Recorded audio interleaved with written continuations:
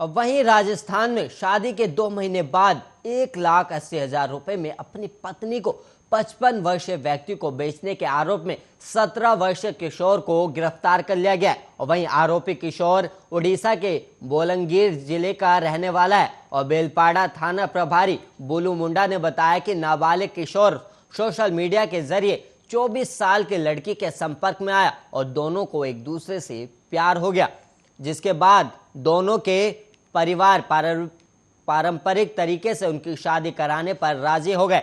और शादी के ठीक 2 महीने बाद किशोर ने कुछ आर्थिक समस्याओं का हवाला देते हुए अपनी पत्नी को अपने साथ रायपुर जाने के लिए ईंट भट्टे में काम करने और एक साथ कमाने के लिए कहा, लेकिन इसके बजाय वो अपनी पत्नी को राजस्थान के गांव में ले गया। और अगस्त में दंपत्ति एक ईंट भट्टे में काम करने के लिए रायपुर और झांसी के रास्ते राजस्थान गए।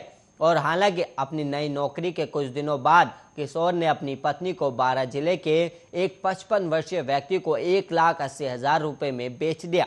और अपनी पत्नी को बेचने के बाद किशोर ने खाने पर बहुत खर्च किया और उस पैसे से महंगा स्मार्टफोन भी खरीदा और अपने पिता को उड़ीसा में घर वापस बुला लिया। और आरोप लगाया कि वो किसी के साथ भाग गई है। और लड़की के परिवार ने उसकी कहानी नहीं मानी और पुलिस में शिकायत दर्ज कराई। और पुलिस ने उसके कॉल रिकॉर्ड की जांच की और उसकी कहानी में कुछ गड़बड़ी पाई गई, जिसके बाद शिकायत के आधार पर मामले की जांच के लिए बोलंगीर के एसपी नितिन कुसालकर ने एक टीम गठित की थी। और एसपी ने बताया कि हमने उससे पूछताछ की और पता चला कि उसने अपनी पत्नी को बेच दिया है। और लड़की का पता लगाने के लिए बोलंगीर से एक टीम राजस्थान गई थी। हालांकि राजस्थान पुलिस कर्मियों के सहयोग से उड़ीसा की टीम लड़की को निकटतम पुलिस स्टेशन ले जाने में सफल रही। और लड़की से पूछताछ करने पर कि वो कहाँ जाना चाहती है, उसने कहा कि वो उड़ीसा में अपने माता पिता के पास वापस जाना चाहती है। और उसके बाद ही ग्रामीण उसे जाने के लिए राजी हुए।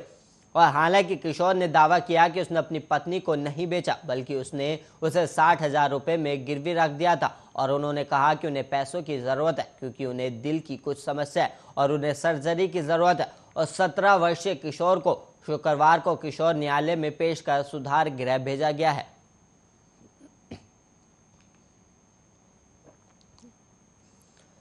और वहीं कोलकाता में प्रमुख इंजीनियरिंग फर्म किलबर्न इंजीनियर के प्रबंधन निदेशक सुबीर चाकी और उनके ड्राइवर की हत्या का मामला अभी सुलझा नहीं है। और पुलिस ने जांच के दौरान हत्याकांड में पीड़ित के एक परिचित की संलिप्तता के संकेत दिए और साथ ही पुलिस इस हत्याकांड को संपत्ति विवाद से भी जोड़कर देख रही है। और पुलिस ने मंगलवार को चाकी के कुछ कर्मचारियों से भी मामले में पूछताछ की थी। और कोलकाता पुलिस एक खोजी कुत्ते को घटनास्थल पर ले गई और अधिकारियों को 1 किलोमीटर से भी कम दूरी पर स्थित बालीगंज रेलवे स्टेशन तक ले जाकर ओवरब्रिज पर चढ़कर एक प्लेटफॉर्म पर चला गया। और ऐसे में बताया जा रहा है कि वो हो सकता है कि कोई रविवार को घर आया हो या इससे पहले ट्रेन में चढ़ने के लिए स्टेशन पर उतरा हो। और दक्षिणी कोलकाता के गरियाहाट थाना क्षेत्र के कंकुलिया रोड पर चाकी के पुश्तैनी घर के अंदर चाकुर के कई निशान, साथ उनके शव सोमवार सुबह मिले। और वहीं चाकी का शव पहली मंजिल पर जबकि चालक का शव दूसरी मंजिल पर पड़ा था। और वहीं 61 साल के सुबीर चाकी अपनी पत्नी और सास के साथ शहर के पूर्वी भारी इलाके में न्यू टाउन में रहते थे और जिनके पास एक पोस्ट दक्षिण कोलकाता के कॉन्डोमिनियम में संपत्ति थी। और वहीं बताया जा रहा है कि वो कई सालों से पुरानी 3 मंजिला इमारत को बेचने की कोशिश कर रहे थे। और वहीं कंकुलिया रोड के निवासियों ने इस बारे में पुलिस को बताया और कहा जा रहा है कि जब कुछ खरीदार संपत्ति देखने आए थे तो सुबीर चाकी ने 64 वर्षीय मंडल को चाबियों के साथ भेजा था। और कोलकाता पुलिस ने आधिकारिक तौर पर मीडिया के साथ कोई जानकारी साझा नहीं की है। और वहीं चाकी की कार बिल्डिंग के बाहर सड़क पर मिली थी और गाड़ी के अंदर खाने के कई पैकेट और कुछ कानूनी दस्तावेज भी मिले। और वहीं चाकी के परिवार के सदस्यों ने पुलिस को बताया कि उसने रविवार शाम को उन्हें फ़ोन किया था और घर में जरूरी मरम्मत कार्य के बारे में बात की। और शाम करीब 7 बजे उसका फ़ोन स्विच ऑफ था और वहीं मंडल का फ़ोन भी स्विच ऑफ था।